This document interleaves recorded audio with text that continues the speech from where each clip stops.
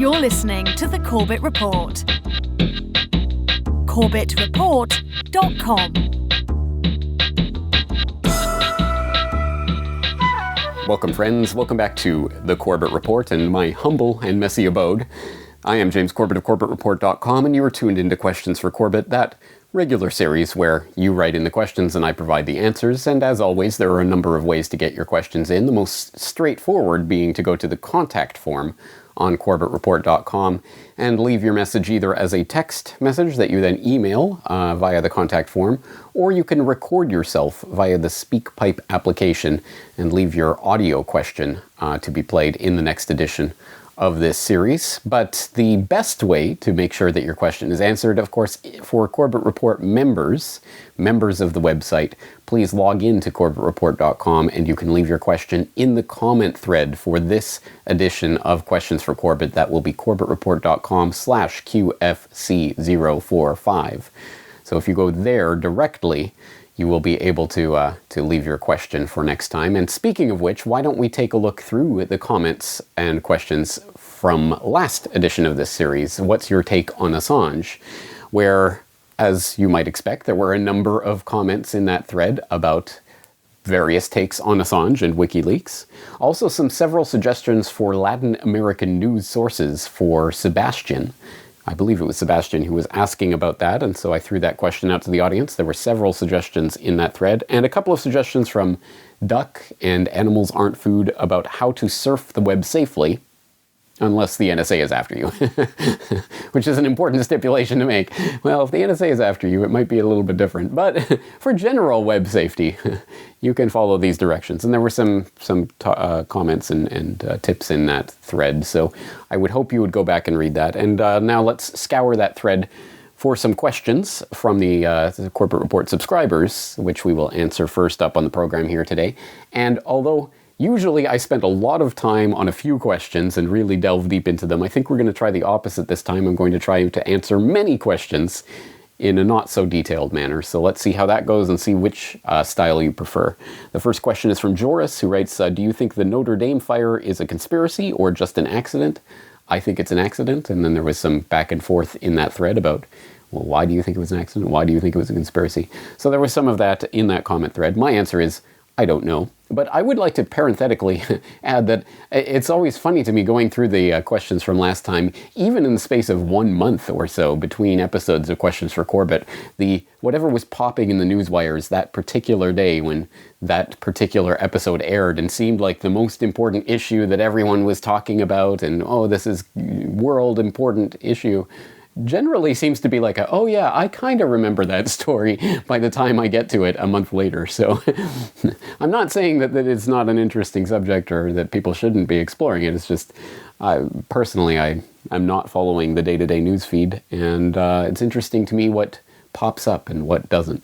Let's move to a question from Abundant, who writes, hi James, what's your take on the attack in Christchurch, New Zealand? So speaking of stories that come and go through the newswire, I don't know about the attack itself, but the response to that attack, I think, was a perfect demonstration of the type of crackdown on information itself that is coming and is possible. Even at this stage, and even with decentralized to some extent, peer-to-peer to some extent, platforms and alternatives, it's interesting to see how, well, if something like BitChute or DTube or Steemit is providing this information to people and we don't want people to have it, we will literally block people's access to those sites altogether through the front end. So I've had people in the past month or two telling me from Australia that they can't access bitchute.com at all. Sometimes if I post the BitChute video on the front page, they can't even access the front page of CorbettReport.com. I don't know if that's still the case at this point, but it is, again, a demonstration of just how far they can and will go to suppress information. And of course, right now, it might be the footage of some terror attack or whatever it may be, but in the future, it could really be anything, including that evil Corbett Report documentary on the Federal Reserve or whatever they deem to be hate speech or whatever term they throw on it. So it is interesting for me from that perspective. And of course, the fundamental point is that the video is still out there and it is still accessible if you know how to access it. But if you don't, well, that's interesting, isn't it? Because yes, like so many other things, Yeah, there are ways to do it and ways to find it, but if you don't, it involves going out of your way. It involves knowing a thing or two and learning some tech and realizing that IPFS files, for example, are still out there. It's just they might take down the front end of it that you access through the World Wide Web, but as long as you know the hash, then you know where the video is, that kind of thing. So this technology does allow you to do it, but it's not going to be easy. And that's the problem, because, of course, all the easy points of access will be taken down. Let's move to a question from Hotfoot, who writes, James, would you give us your view on Chris Bolin's ideas about Israeli expansionism and international Zionism being a huge part of 9/11? Thank you for the question, Hotfoot. Well, we do know that from the Israeli spy rings in the U.S., both before and during and after 9/11, and the dancing Israelis and the general Zionist bent of the entire neocon crew, in general, as well as Netanyahu's admission that 9/11 was good for Israel, which I think was quite a telling statement, that Israel was deeply involved in the 9/11 operation, and it was certainly directed. Israel certainly had a hand in directing the political and military backlash that occurred as a result of 9/11 towards Israeli targets. I mean, the overthrow suddenly, literally the day after the day of 9/11, we now know the Pentagon was immediately talking about invasion plans for Iraq. Why Iraq? It wasn't Saddam Hussein. It had nothing to do with Hussein. Well, obviously because Israel had an interest in taking down Saddam Hussein, and reshaping the Middle East, the Zionist plan for the Middle East that we've talked about before on this program. So clearly they had a large part in that, and in the neocon cabal in Washington at that time generally. So yes, Israel and Mossad did have an important part to play in the 9/11 operation. Let's move on to the question from SC Pat, who writes, do your parents or other family members know about your work and what you discuss on this website? Do they have a mainstream view of the world?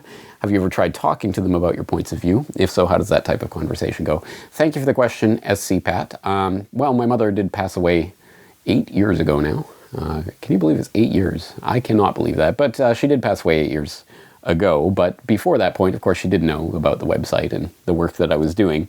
And my father is still alive and certainly knows about my work. And unlike many whose stories I very much sympathize with, and I hate to hear these types of stories of people trying to bring this type of information to their families and being rebuffed in various ways, sometimes harshly, sometimes gently. I did not have that experience. I had, if anything, the exact opposite experience. When I first started getting into this and I showed some of this information to my parents about Bohemian Grove and Bilderberg and things like this, and they just sort of said, yeah, we thought it was something like this. I mean, it's interesting. They were just receptive to the information and did not have much of a problem with it. And honestly, I think I think they probably had their own worldview that they bring to it, and for them it's not particularly surprising that politicians are corrupt and what have you. But I think that's also reflective of the fact that throughout my entire life, my parents were always incredibly supportive of me, and without that support, that incredible support, which I took for granted when I was younger. If you have a great family, you don't really think about it. But because of that support, I think I've been able to accomplish what I accomplish, and so I couldn't be happier for the family that I have and the family environment that I grew up in. And yeah, so my family has no real problem with what it is that I do. When I look at my friends in the sort of the broader picture, there are friends of mine that agree or disagree to varying extents with the things that I talk about. But it's not a point of contention. We don't get into fights or, oh, you believe this, oh, let's talk about it. I don't know. We don't get into fights about it because that's not what our friendship is based on. I don't look at my friends as targets to be converted or something like that. No, they're human beings and I love them for who they are. And we have a friendship. And so it's not always a fight. I speak my truth and what I believe to be the truth, but I'm not on a mission to personally proselytize and convert individuals. I think sometimes people get too caught up in trying to convert particular individuals, and I get that when it's your family or something and you're trying to express who you are and they're not receptive to that, that can be incredibly damaging. But on the other side, no one wants to be around that guy at the party who won't shut up about whatever, 9/11 or whatever it is. I mean, there are times in which to raise information and times in which not to. And I don't know, I think that's part of just being a decent human being, is sort of knowing how to do that. So I don't really have big fights with my friends about this or anything. Question from Alexander. If I can leave my QSC here, James, yes, you're a Corbett Report member, so please do leave it in the questions for Corbett comment thread. I wonder if you know Judy Wood's Where Did the Towers Go, and what would be your take on it? Thank you for the question, Alexander, and yes, you can find my take on it in episode 1 of Questions for Corbett. Q from Duck. Has anyone ever found a similar weird bump in futures trades or insurance policies on the buildings before the 1993 WTC bombing that mirrors the one before the 9/11 attacks? For people who don't know, of course, talking about the 9/11 insider trading, or whatever you want to call it, with regards to the futures spikes and other anomalous trading activity that has been talked about and documented in several published peer-reviewed academic papers at this point, and I have talked about before, perhaps most notably in 9/11 Trillions. But regarding a similar anomaly in put options or what have you before the 1993 WTC bombing, I have never seen any information on that. If anyone has any, I'm all ears. I'd love to see it, but I haven't seen anything along those lines. Question from Bart. What would our endgame be? We have a rough grasp of the endgame that the so-called elites have in mind, but I don't hear that much of how you view the perfect world. There are so many options I personally have in mind when it comes to how the world would look like if we succeed to beat the elites, but all seem to have their own flaws. Would you see a world that has an economy mainly based on cryptocurrencies? Would it be an anarchist, stateless world? Would we go back to a state-issued fiat currency rather than a bank-issued one? How would you describe your ideal world? All right, thank you for the question, Bart. I'm sorry if I haven't been clear about this in the past. I think I have been, but let me reiterate in case there's been any confusion. I'm a voluntarist. So my end game is a world in which my end game doesn't matter to you at all, and your end game does not matter to me at all. That we are free human beings who are free to live our lives in the way that we want and form the communities that we want, voluntary communities based on voluntary interactions. And if that's the case, then I truly don't care what kind of voluntary community you want to form. You want to go and join some kind of commune and start some worker-run co-op or whatever? Awesome, great. Go for it. Power to your elbow. I'm not going to stop you. Or you want to go live in Democracyville and where everybody votes for elected representatives who will then pass laws that everyone must abide by in that geographical area where everyone who agrees to that covenant has agreed to live. Hey, knock yourself out. Not for me, thank you, but if you want to do it, you can do it. If you want to go to cryptocurrency land where only cryptocurrency can be used, or only this particular type of cryptocurrency, you can go and live there. If you want some sort of national fiat currency, then you can go to that area. If you want to go to Ancapistan and start selling personal rocket-propelled grenades launchers or things to grandmas for self-defense, hey, go for it. Again, as long as all of those relations, all of those communities are formed voluntarily and you can choose to go or leave as you will, then I have no problem with it, morally speaking. It is your decision because, and this is the fundamental underlying point, I do not have the arrogance or the hubris to believe that I know how you should be living your life. And sorry to break it to anyone out there who thinks that they know how I should be living my life, but you don't. And no, that is not, that is the basis for political problems, is people think I know how everyone else should be living. Which, it's not just morally wrong, it's also factually incorrect. And some epistemological humility might be in order. So start reading Hayek and start realizing that, what's the famous quote?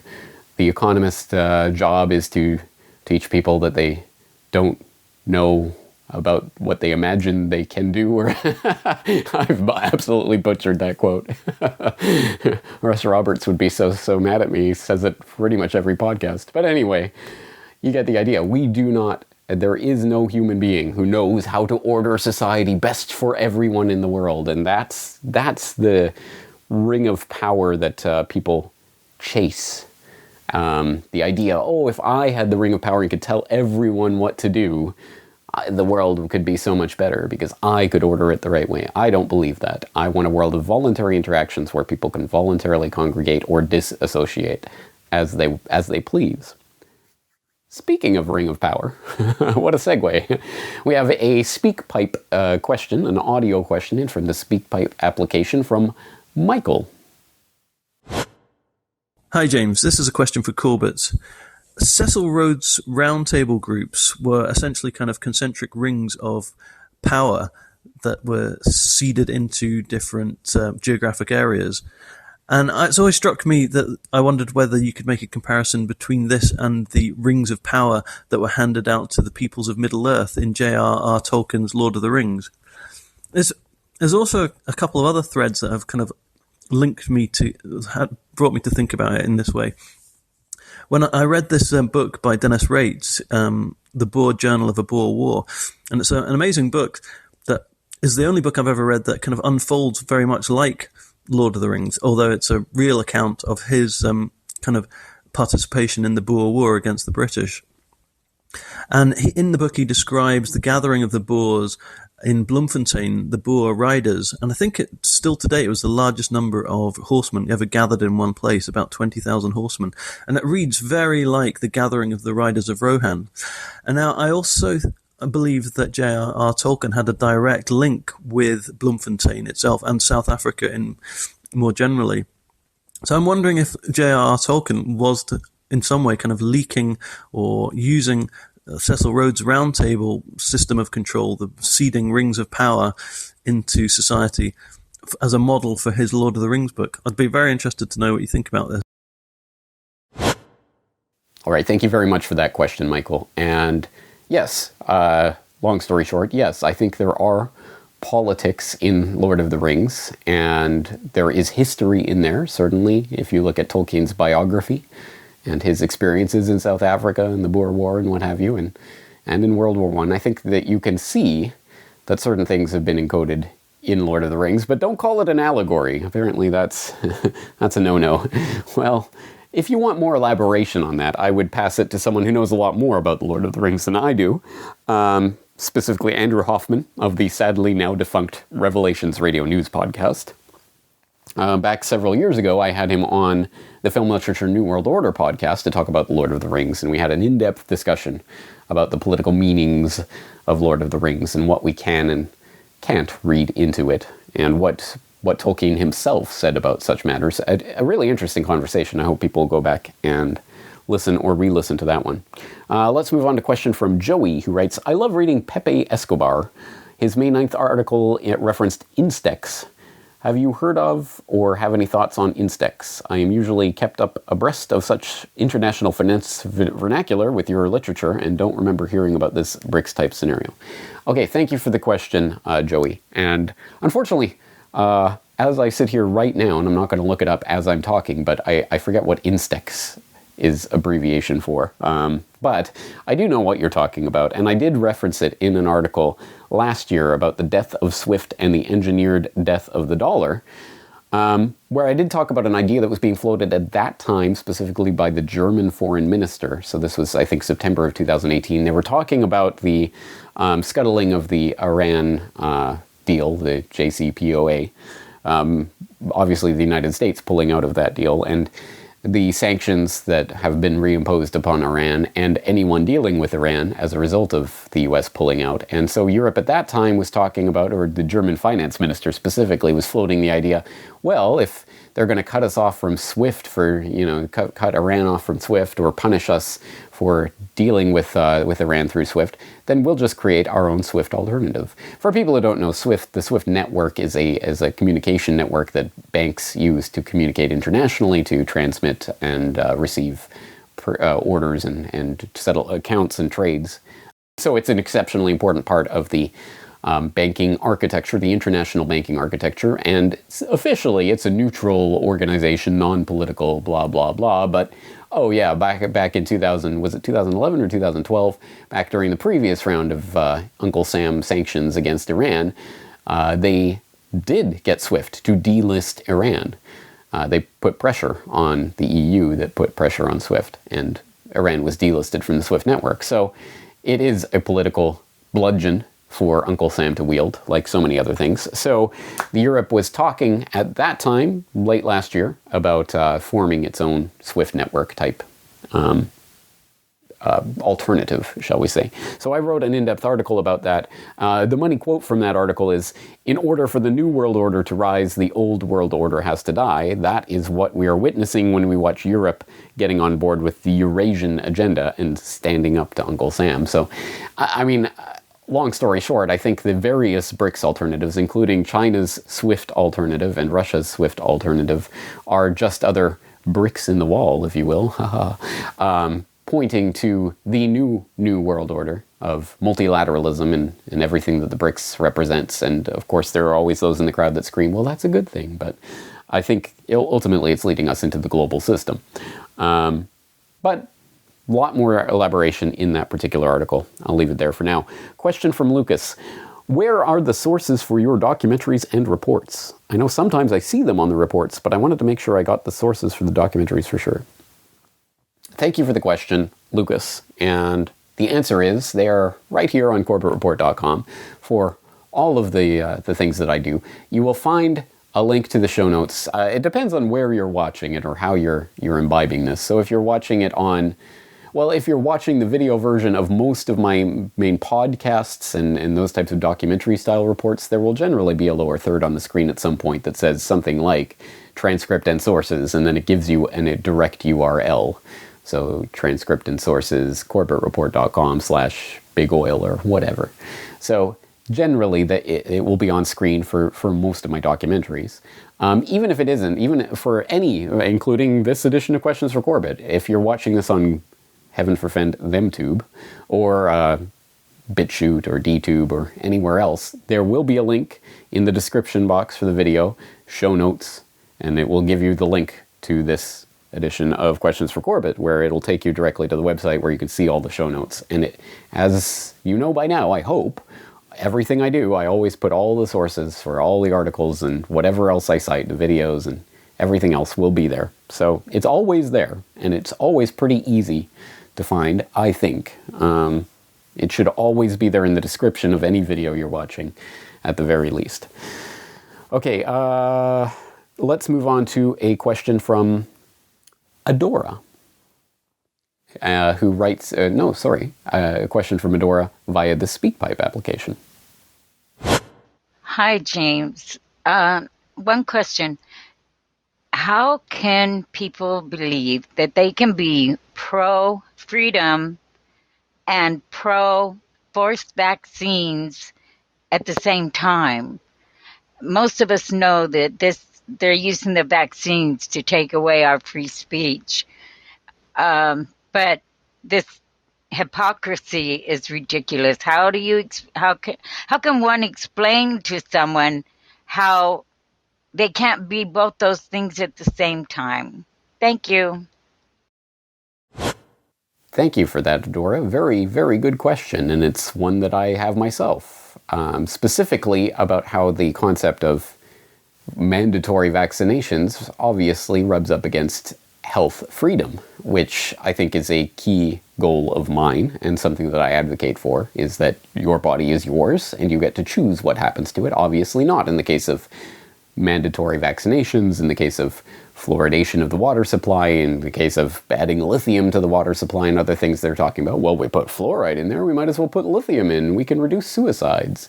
We can start medicating the population en masse in these random, uncontrolled trials where we can't really tell the effects on the masses in general, but we'll just do it, and don't worry, you'll thank us for it later. Obviously, I'm not a fan of that, and this is something that I addressed quite specifically, and I hope with some degree of information and informative detail in an edition of Corbett Report Radio several years ago now, with Alan Phillips JD, where we talked about mandatory vaccinations and how to avoid them. Now, I think every state should have a philosophical exemption. In fact, I don't think vaccines should ever be mandated at all, and I can give you a long list of reasons why I feel that's the case. Not the least of which, and perhaps the most simple and direct, is the reality that vaccines can and do cause permanent disability and death. And nobody can tell you if you or your child will be the next victim of a vaccine. So just right there, it seems to me that no one should ever be absolutely required to take a vaccine with like that no one kind should of be required to play Russian roulette, no matter how many empty chambers there are in the gun. That's a really good way to put it. I may quote you on that, if I may. Please do. That's a real nice analogy. I like that. And of course, we're told over and over again, well, it's a net benefit. This is the price we pay for the wonderful, millions of people saved by vaccines. But the reality is that both the FDA and CDC, among other people and agencies and entities, have told us in recent years that 90 to 99% of vaccine adverse events are never even reported. So there's no data available for anybody to calculate whether there's a net benefit from vaccines. We don't know. If you haven't seen or heard that conversation before, I will obviously put the link in the show notes. I hope you will go and refamiliarize yourself with it, because it's an important one and an interesting one. Alan Phillips at vaccinerights.com, being a lawyer who specializes in vaccine law in the United States specifically, and has an authoritative guide on vaccine exemptions and how to go about getting them, again, in the United States specifically. But our conversation talked about the principles and philosophy behind the idea of mandatory vaccinations and what they really mean. So if you missed that in the archives, I would suggest you go back and take another look. Let's move on to a question from Ben. James, I wonder what you make of the distinctive lack of coverage about the Shanghai Cooperation Organization in the West. I follow this topic now for many years and was set thinking when there was next to no coverage a year and some ago when both India and Pakistan simultaneously joined. I thought this was a highly pivotal and momentous event for many, many reasons. All right, thank you for the question, Ben.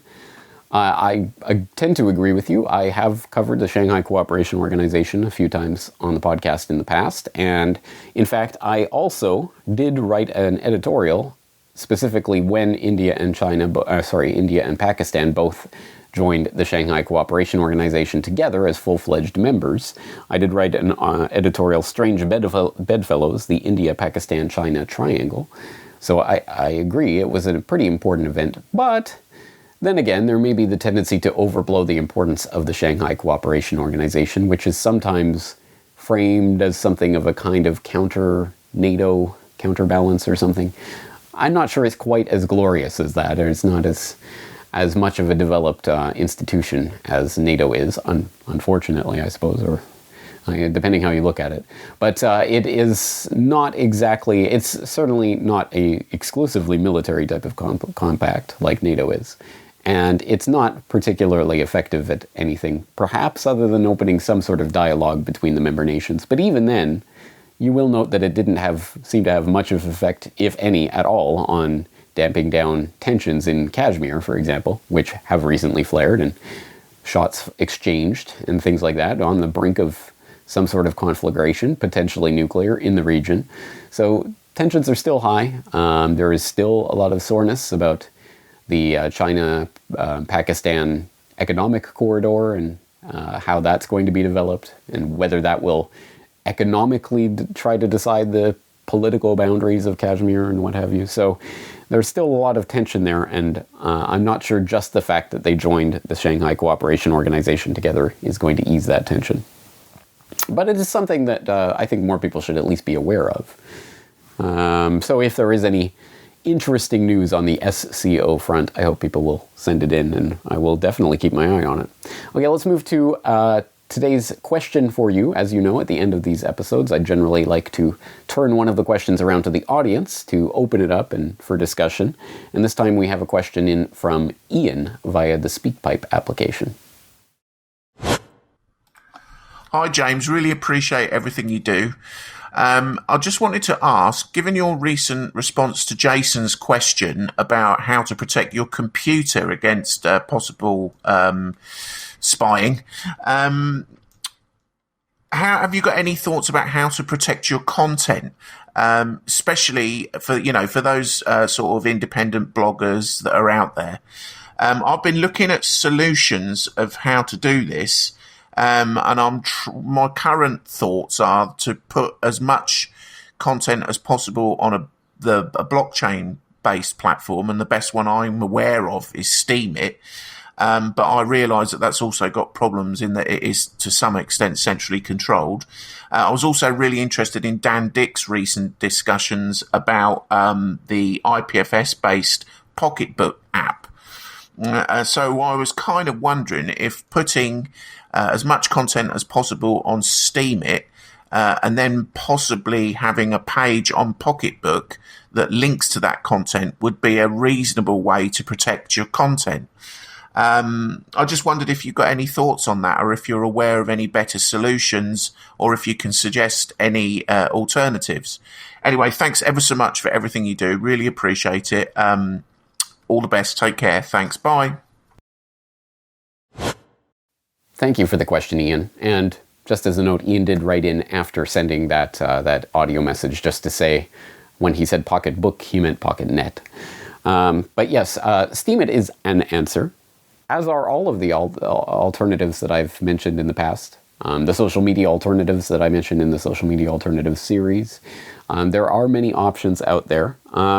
Currently, I'm most excited about the IPFS mirror of CorbettReport.com, which Ernie Hancock has put together from freedomsphoenix.com. I'll put the link to the IPFS version of the website in the notes for your perusal. It is not lightning fast at this point, but it is up there forever. As long as you have the hash, you have the Corbett Report, at least as it stands today, and that is being continually refreshed and recompiled on Ernie's side, and he has some other people working on it.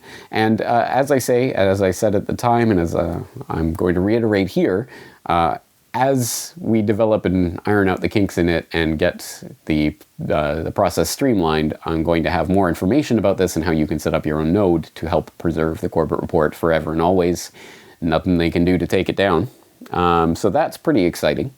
But there's lots of ideas out there and lots of different ones coming on every single day that I can't even keep up with them. So I'm going to open this question up to the audience. If you know of other platforms or other ideas or other networks or other things that are coming up or popping online that you think are helpful for getting around censorship or suppression, let's not always frame this as outright censorship. What YouTube and places like that are doing right now, Facebook and others, is not necessarily outright banning people, although they engage in that too, but sometimes it's just algorithmically ghostifying people. It's getting harder and harder to find Corbett Report videos. At some point, they'll stop recommending them altogether. At some point, you may not even be able to search for them. So they're tinkering behind the scenes, and they will ghost those people that they don't want you to know about so much. And that's not censorship in the banning sense, but it is suppression,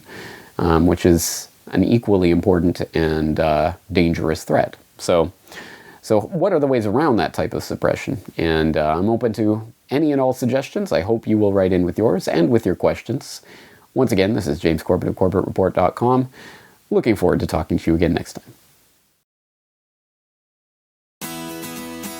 The Corbett Report is brought to you by the Corbett Report subscriber, a weekly newsletter featuring James Corbett's international forecaster editorial, recommended reading and viewing, discounts on Corbett Report DVDs, and once a month, a subscriber-only video. Sign up today to start receiving your copy at corbettreport.com/support.